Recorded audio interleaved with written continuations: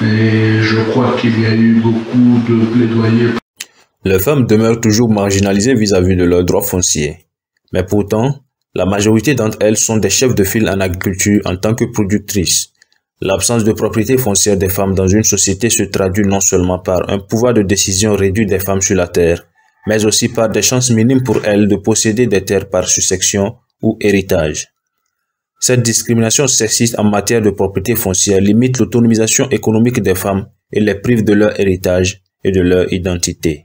Le non-accès à la terre des femmes est un problème récurrent que nous affrontons tous les jours dans la commune. Dans notre commune, l'activité essentielle est l'agriculture. Et pour faire l'agriculture, c'est la terre. Et si une femme est privée de la terre ou si une femme n'a pas accès à la terre, cette femme se sent délaissée, privée de ce qui lui revient de droit, avec toutes les difficultés de la vie quotidienne. Par rapport à la commune, nous, les élus, nous avons pensé rencontrer les chefs cantons pour les sensibiliser parce qu'il y a une loi qui va dans ce sens et cette loi sera une information que nous allons porter au niveau des chefs cantons et à leur tour, eux aussi vont le porter au niveau des chefs des villages, des chefs des quartiers et voire des chefs de famille. Et partant de là, nous sommes sûrs que les décisions qui sont prises au niveau de l'État concernant la matière foncière va arriver dans toutes les familles pour que chaque membre de la famille ait un droit équitable lorsqu'il s'agit de la terre.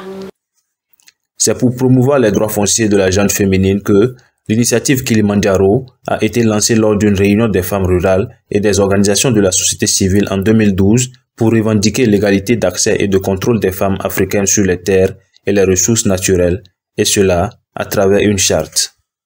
Et nous avions mis en place en 2016 une charte que nous avions pu vulgariser au niveau de chaque pays. Et il était question de discuter et de voir à peu près l'état d'avancement et surtout de la prise en compte de cette charte-là au niveau de chaque pays. Voilà pourquoi nous avions pu réussir à mobiliser toutes ces femmes-là pour voir l'état dans lequel elles se trouvent actuellement par rapport à leurs droits, surtout aux droits fonciers.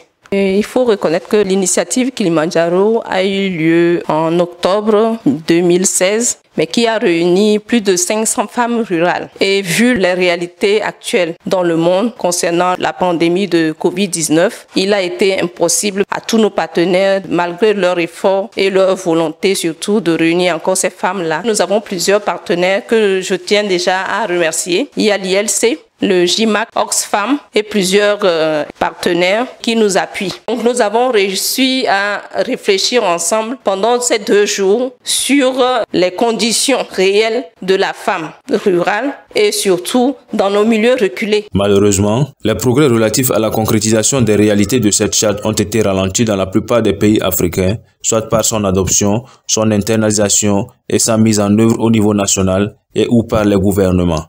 C'est pour contribuer à l'adoption et à la mise en œuvre effective de cette charte par les États ou gouvernements que le programme panafricain d'Oxfam et la coalition internationale pour l'accès à la terre, avec le soutien de la campagne Le genre est mon agenda et l'initiative pour l'autonomisation des femmes dans l'agriculture, ont organisé une conférence virtuelle de haut niveau du 23 au 25 février 2021. L'objectif général de cette rencontre est d'encourager les femmes rurales panafricaines Kilimandjaro à nouer un dialogue stratégique pour que la charte des revendications de l'initiative Kilimandjaro soit intégrée dans le référentiel de l'Union africaine comme outil de plaidoyer pour œuvrer avec les départements concernés de l'Union africaine et les gouvernements nationaux à la réalisation des droits fonciers des femmes en Afrique. En outre, cette rencontre a offert aux femmes rurales un espace d'interdialogue avec l'Union africaine afin de rappeler à l'Union son engagement à soutenir la charte et à faire en sorte qu'elle soit adoptée par les États membres. Cette rencontre a été suivie en ligne au Togo par une quinzaine de femmes engagées pour la même cause aux côtés de l'association féminine pour un monde meilleur P2M, basée à Guiatro, dans la commune Amou 3 de la région des Plateaux.